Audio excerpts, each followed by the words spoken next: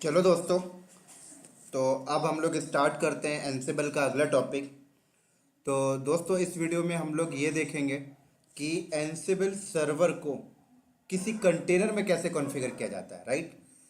मतलब अभी तक हमारा जो एंसिबल सर्वर था, बोले तो एंसिबल कंट्रोलर जिसको आप मास्टर नोड बोलते हो, वो एक मशीन के अंदर चल रहा था, राइट।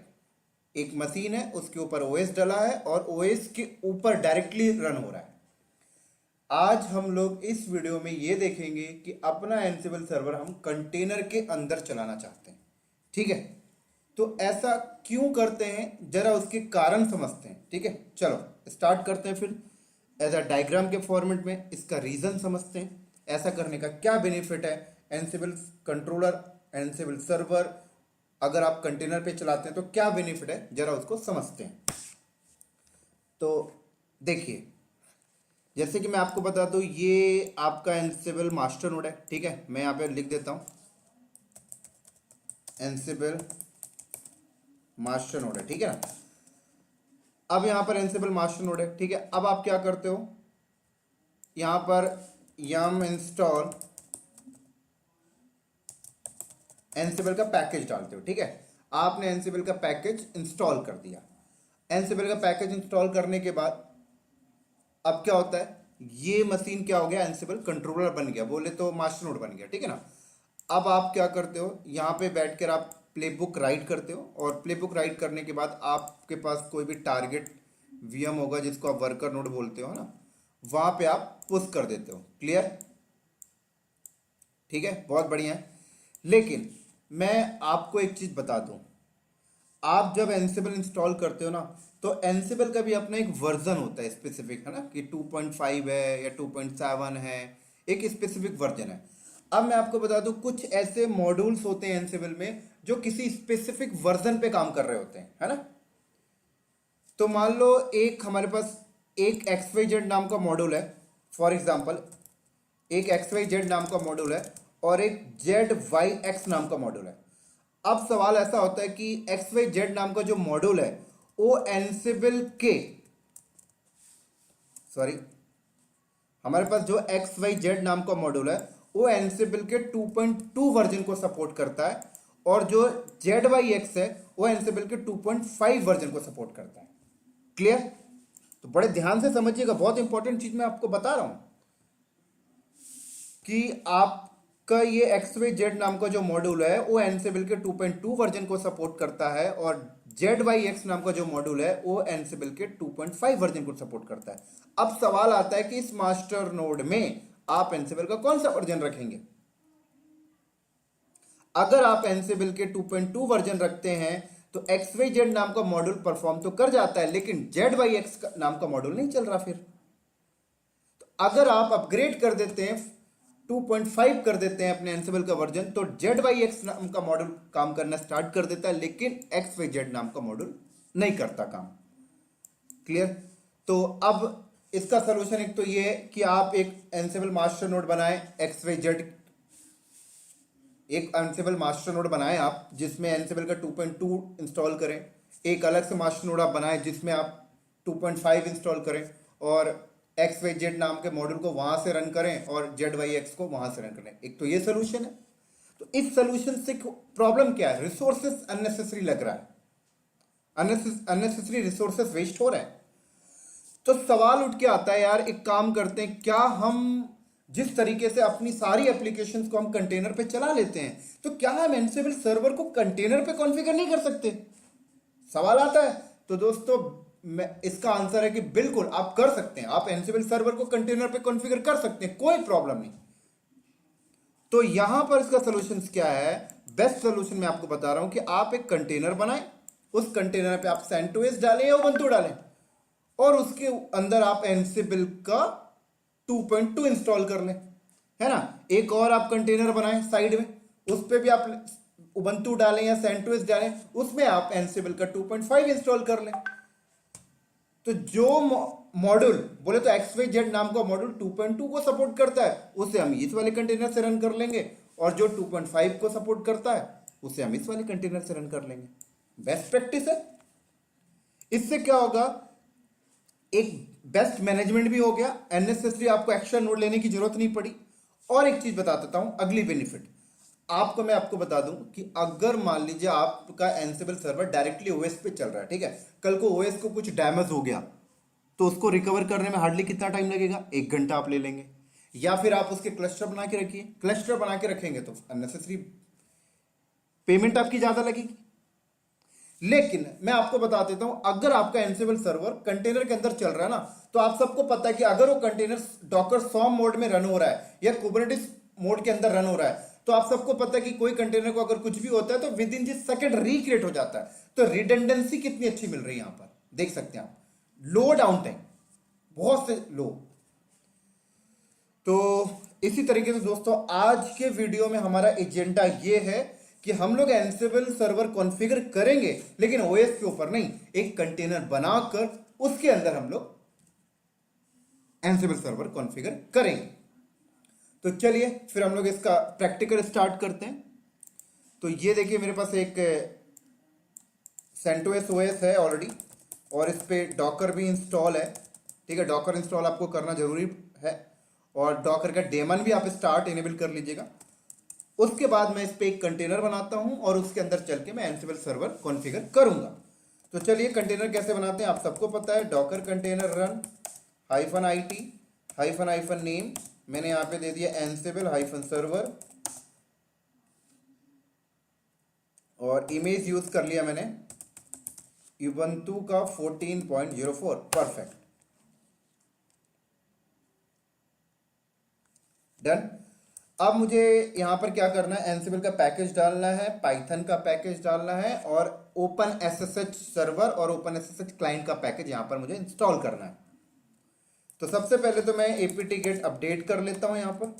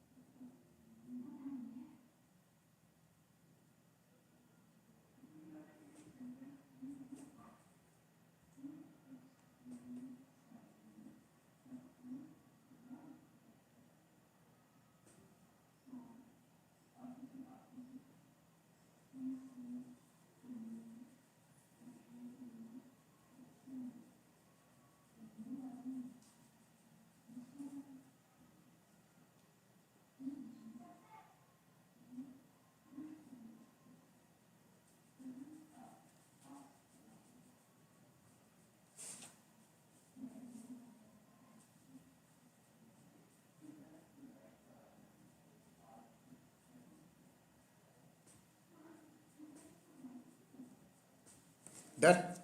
उसके बाद मैं यहाँ पे इंस्टॉल कर लेता हूँ सबसे पहले पाइथन का पैकेज, यम इंस्टॉल पाइथन।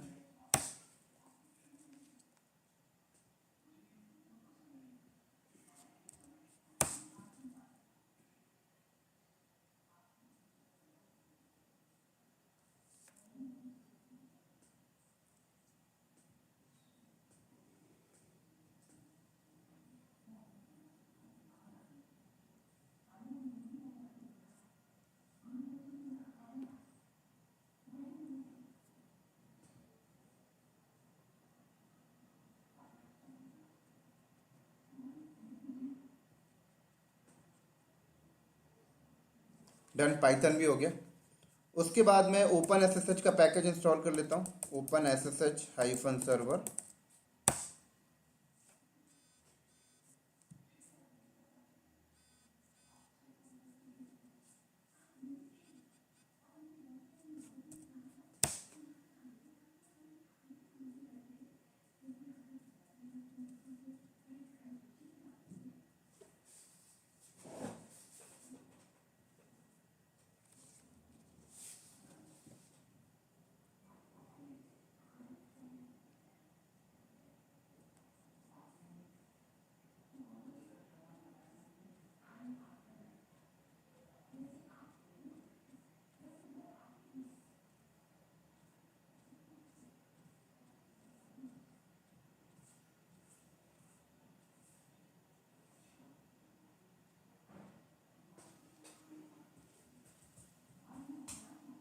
डन। क्लाइंट भी इंस्टॉल कर लेते हैं हम लोग यहाँ पर।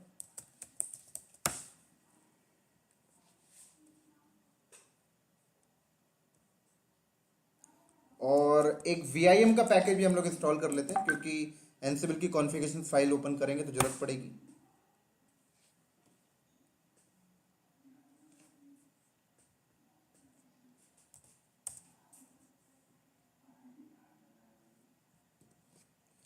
डन। अब हम लोग इंस्टॉल करते हैं एनसिबल का package. I think, do you want to continue? ये इंस्टॉल नहीं हुआ क्या VIM? एक बार दोबारा चलाता हूँ।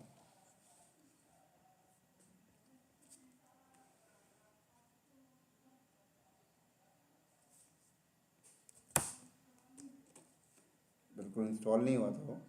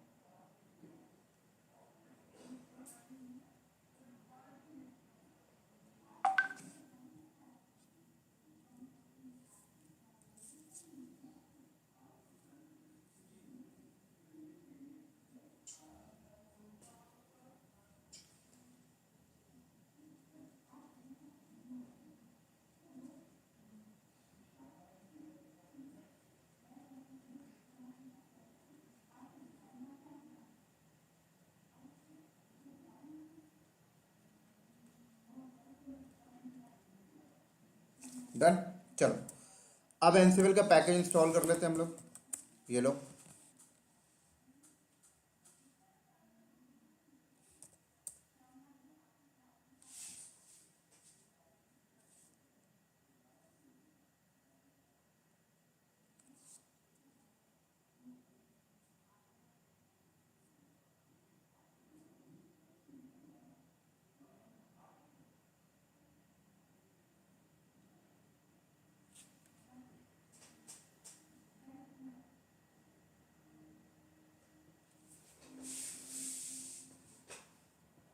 डन। चलो, तो अब मैं आपको दिखाता हूँ एनसिबल।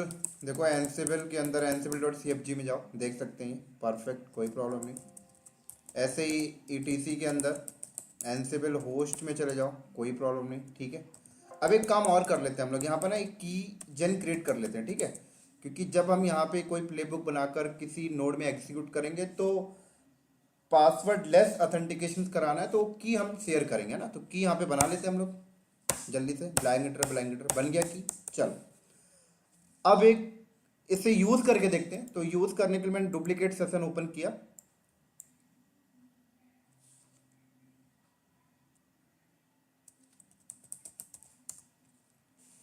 ठीक है। और यूज करने के लिए देखिए बेस मशीन है, तो बेस मशीन में एक अपाचे का पैकेज हम लोग इंस्टॉल करते हैं, ठीक है, इस एनसिबल कंट्रोलर से जो कंटेनर के ऊपर चल रहा है, ठीक है। तो इसकी आईपी देख लेते हैं पहले हम लोग। इफ कॉन्फिग आईपी क्या है, ये आईपी है। तो की को कॉपी करवा देते हैं, copy ID -i root@192.168.1.5।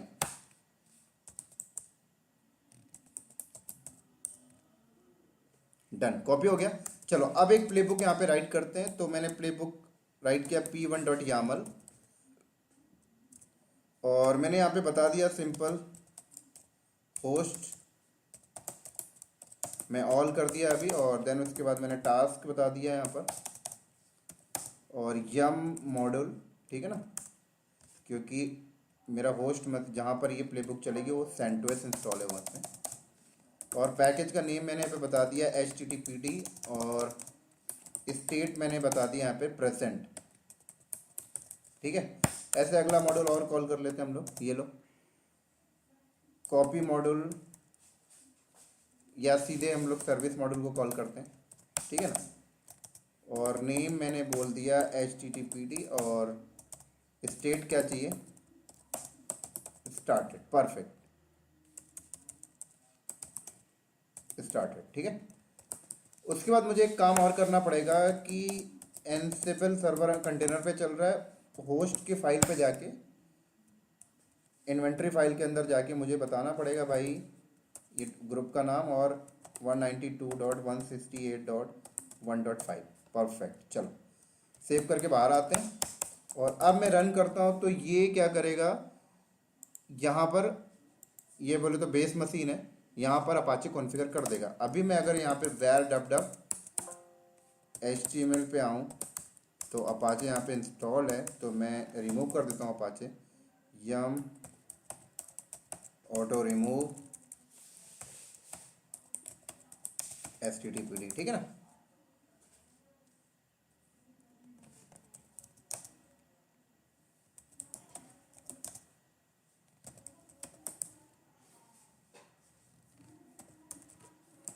systemctl status httpd I think वो फाइल मैनुअली बन चुकी है इसलिए वो दिखा रहा है। तो वैर डब डब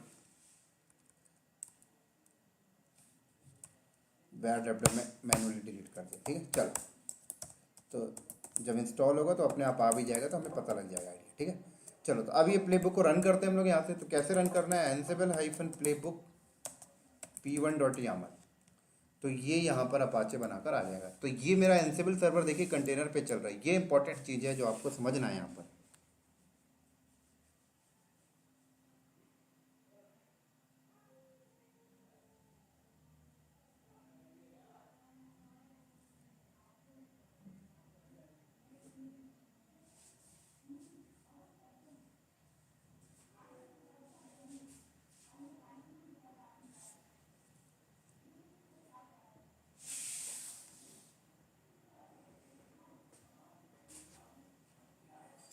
देखिए यम पैकेज इंस्टॉल हो गया HTTPD का।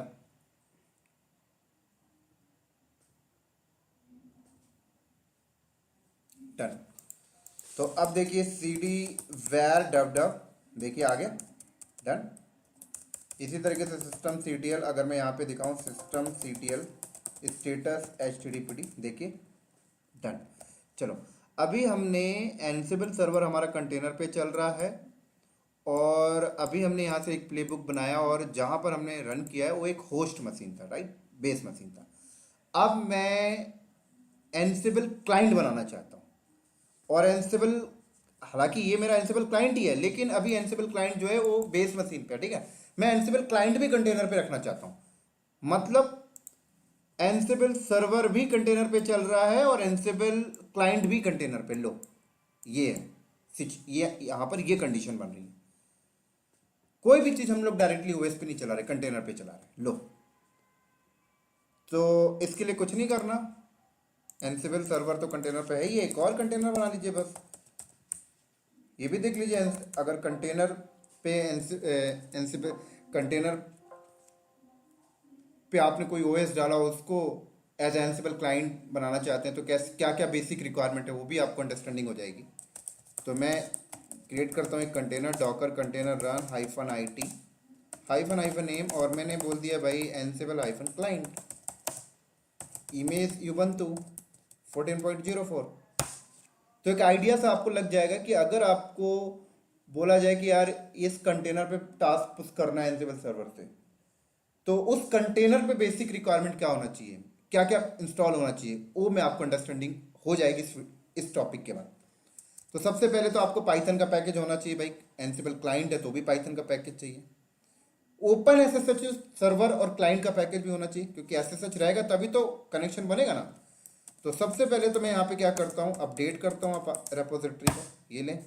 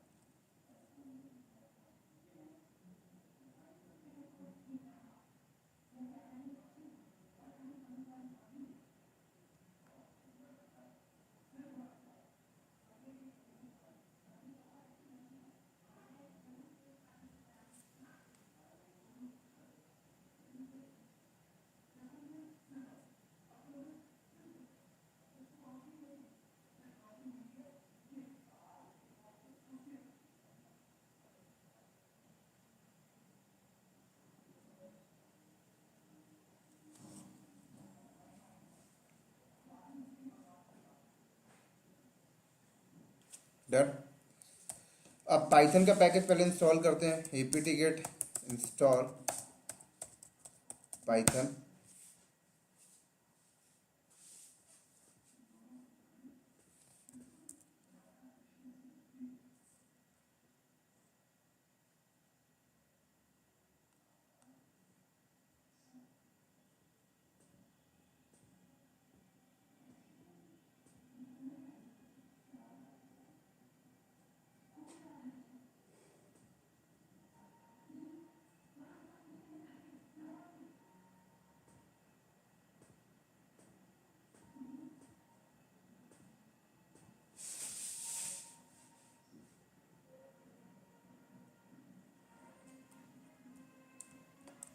और अब इंस्टॉल कर लेते हैं हम लोग ओपन SSH-सर्वर।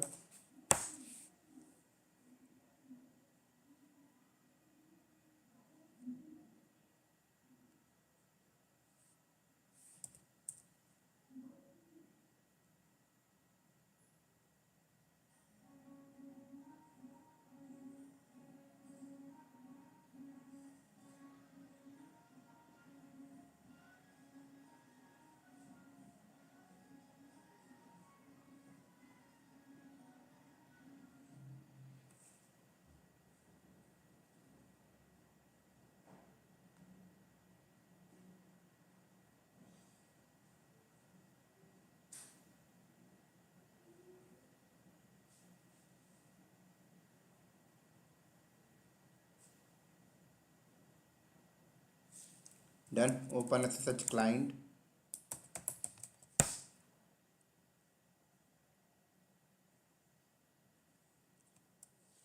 ठीक है। और एक काम और कर लेते हैं, पास wd रूट का पासवर्ड सेट कर लेते हैं हम लोग थोड़ा सा। ठीक है। और SSH की कॉन्फ़िगरेशन फाइल पे जाते हैं और तो VIM का पैकेज भी डालना पड़ेगा, apt get इंस्टॉल। और पासवर्ड मैं इसलिए सेट कर रहा हूँ क्योंकि ये एंसिबल कंट्रोलर जब कोई टास्क पुश करेगा तो यहाँ पर किसका ऑथेंटिकेशन यूज़ करना है वो तो चाहिए ना, इसलिए पासवर्ड सेट कर रहा हूँ। और पासवर्ड लेस करने के लिए यहाँ से की सेंड करूँगा तो पासवर्ड मांगेगा भाई किसके आईडी से शेयर कर रहे हो, है ना, उसके बाद पासवर्ड लेस हो जाएगा। लेकिन फर्स्ट टाइम जब यहाँ से की यहाँ पे सेंड की जाएगी तब तो मुझे पासवर्ड टाइप करना ही पड़ेगा ना, इसलिए मैंने एक रूट का पासवर्ड सेट कर लिया। और SSH की कॉन्फ़िगरेशन फाइल में जाके परमिट रूट लॉगिन अलाउ भी करना पड़ेगा मुझे, है ना, और पासवर्ड ऑथेंटिकेशन यस भी करना पड़ेगा। तभी मैं यहाँ से जब कोई SSH कीजन जो यहाँ पर मैंने कंट्रोलर पे बनाया था वो जब मैं यहाँ पे कॉपी करूँगा तो मुझसे मांगेगा।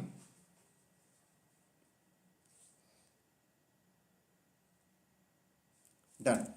तो पासवर्ड सेट हो ही गया था। मैं यहाँ पे आता हूँ SSH के अंदर SSHD कॉन्फ़िग, और यहाँ पर दो चीज़ आपको करना बस, एक तो परमिट रूट लॉगिन। अगर आप ये चीज़ नहीं करोगे तो यहाँ से की सेंड करेंगे तो की एक्सेप्ट नहीं करेगी, क्योंकि की सेंड करते टाइम फर्स्ट टाइम किसी न किसी का आईडी पासवर्ड तो चाहिए ना। ये सारी चीज़ें उन बंदों को समझ लग रही होगी जो बंदे लिनक्स ऑलरेडी पढ़ चुके हैं SSH के टॉपिक। तो दूसरा पॉइंट मुझे ये करना है, पासवर्ड ऑथेंटिकेशन यस, ठीक है। और एक काम और करना पड़ेगा मुझे यहाँ पर, सर्विस SSH स्टार्ट, ये लो, परफेक्ट। इसकी आईपी देखता हूँ, इस कंटेनर की आईपी क्या है, तो इसकी आईपी 3 है। तो अब मैं यहाँ पर क्या किया, SSH-copy ID -i root@ container की आईपी जहाँ पर की मुझे कॉपी करवानी है, ये लीजिए, परफेक्ट, ठीक है, हो गया कॉपी। चलो अब मैं एक प्लेबुक यहाँ पे क्रिएट करता हूँ और इस वाले कंटेनर पे अपाचे बनाऊंगा। ठीक है, तो चलते हैं। यहाँ पर मैंने बोला एंसिबल प्लेबुक का नाम देता हूँ client.yaml, परफेक्ट। चलो, तो होस्ट मैंने ऑल कर दिया और टास्क मैंने यहाँ पर दे दिया apt मॉडल, क्योंकि ये भी उबंटू बेस कंटेनर है ना। ठीक है, तो नेम यहाँ पे मैंने दे दिया अपाचे 2, स्टेट मैंने दे दिया प्रेजेंट, ठीक है। और अगला मॉड्यूल मैंने यहाँ पर यूज़ कर लिया कॉपी, तो मैंने बोला टैम के अंदर src सोर्स, मैंने बोला टैम के अंदर एक सोर्स कोड नाम का फोल्डर है, उसके अंदर सोर्स कोड रखा हुआ है, जिसे कॉपी करा देना कहाँ पर, डेस्टिनेशन var ठीक है। उसके बाद तीसरा मॉड्यूल मैंने कॉल किया सर्विस, और नेम अपाचे 2, स्टेट क्या होना चाहिए, स्टार्टेड, परफेक्ट। चलो, तो एक काम करते हैं, टैम के अंदर जाते हैं और सोर्स कोड नाम का फोल्डर बनाते हैं पहले, और टैम के अंदर सोर्स कोड के अंदर जाके एक सोर्स कोड क्रिएट कर लेते हैं, जैसे वेलकम टू एनसिबल क्लाइंट, ठीक है, HTML, परफेक्ट। अब करते हैं प्लेबुक को, उससे पहले हम ETC एनसिबल के अंदर जाते हैं, होस्ट के अंदर जाकर टारगेट पॉइंट क्या है, कंटेनर है, तो कंटेनर की IP लिख देता हूँ 172.17.0.3 है ना, ये कंटेनर पे हमें पुश करवाना है ना, ठीक है। सेव करके बाहर आया, और प्लेबुक कहाँ रखा है वहाँ चला मैंने, ये प्लेबुक है मेरा एनसिबल क्लाइंट डॉट यामल, और अब इसको मैं रन करता हूँ एनसिबल क्लाइंट डॉट यामल, तो ये जाएगा। अभी जो मैंने कंटेनर बनाया जिसको हम लोग एज एनसिबल क्लाइंट ट्रीट कर रहे हैं, तो इसने एक एरर दे दिया और आपसे कह रहा है please install Python APT package. तो ये एक इम्पॉर्टेंट चीज़ है, ये जो कंटेनर है जिसको हम एज एनसिबल क्लाइंट ट्रीट कर रहे हैं, तो कह रहे हैं यहाँ पर पाइथन APT पैकेज यहाँ पे इंस्टॉल करिए, तो वो हमें करना पड़ेगा। उसके लिए कुछ नहीं, हम इंस्टॉल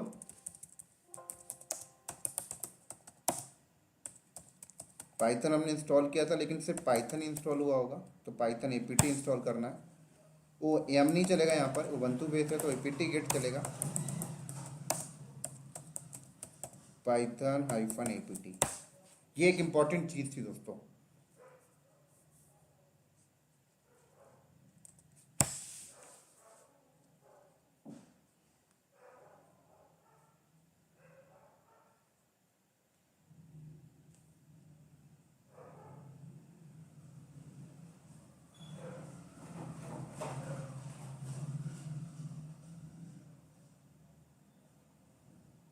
डन, अब रन करिए।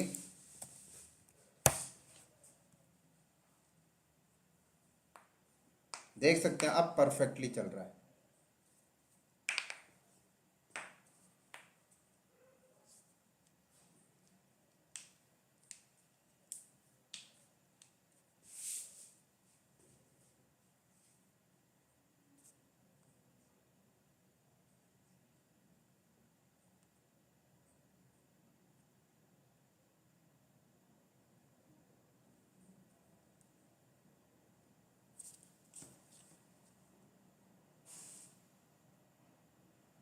Done, clear. तो देखिए यहाँ पर इंस्टॉल हो गया होगा, तो cd var www html के अंदर आ जाएं और कैट करें, देखिए राइट। और यहाँ से अगर इस कंटेनर से बैठ के अगर मैं कर्ल करता हूँ 172.17.0.3, तो कर्ल का पैकेज डालना पड़ेगा, apt get इंस्टॉल कर्ल